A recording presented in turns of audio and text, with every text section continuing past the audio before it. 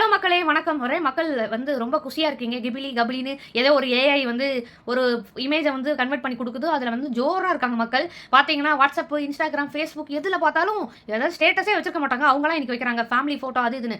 என்னைக்காவது இதுக்கு முன்னாடி யோசிச்சு பாருங்க. WhatsAppல ப்ரொஃபைல் பிக்சரோ இல்ல ஒரு ஸ்டேட்டஸ் வச்சா அது தப்பு. ஐய்யயோ! அப்படிலாம் வைக்கக்கூடாது. அப்படின்னு சொல்லிக் குடுத்திருந்த உலகத்த இன்னைக்கு ஃபேமிலி ஃபோட்டோ அவங்களோட நினைவுகள ஷேர் பண்ற அளவுக்கு ஏஐ வந்து அவங்கக்குள்ள வந்து வேலை செஞ்சிருக்கு. ஏஐ இதுக்கு பேர் தாங்க டெஃபினிஷன். ஏஐயோட டெஃபினிஷன் கேட்டா இத தான் நான் சொல்லுவேன். ஸோ கமிலியோ ஒரு ஏஐ வந்திருக்கேன். அதுல நம்மளோட ஃபோட்டோஸ் எல்லாம் வந்து ஒரு பிக்சரா அந்த அழகான ஒரு பிக்சரா கன்வெர்ட் பண்ணுது. எத்தனை பேர் இத யோசிச்சீங்க? அதாவது நெறைய பேர் இத ட்ரெண்ட் பண்ணிட்டே இருக்காங்க. ஸோ ஒருத்தவங்க வைக்கிறத பார்த்து அந்த ஆசையில நம்மளோட இத வைக்கிறோம். அதுதாங்க மேட்ரு. ஸோ அத வந்து ஒரு பர்சனல் இன்ஃபர்மேஷன் ஒரு இடத்துல ஷேர் பண்றோம். நம்மளோட ஃபோட்டோவ ஷேர் பண்ணி அத கன்வெர்ட் பண்றோம். அத பத்தின எந்த சிந்தனையுமே இல்ல.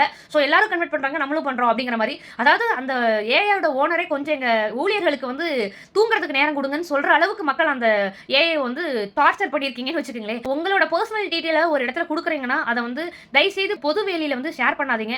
ஸோ இதுல வந்து நம்ம வந்து உஷாரா இருந்துக்கணும். நெறைய பேர் நெறைய பிரச்சனைகள வந்து சந்திக்கிறாங்க. இந்த ஏஐ வந்து இன்னும் என்னென்னலாம் பண்ண போகுதுன்னு தெரியல. டிஜிட்டல் இந்தியா, டிஜிட்டல் வேர்ல்ட் கூட வந்துட்டோம். இன்னும் நெறைய சுவாரஸ்யமான விஷயங்கள நம்ம பார்க்க தான் போறோம். Will see. Thank you.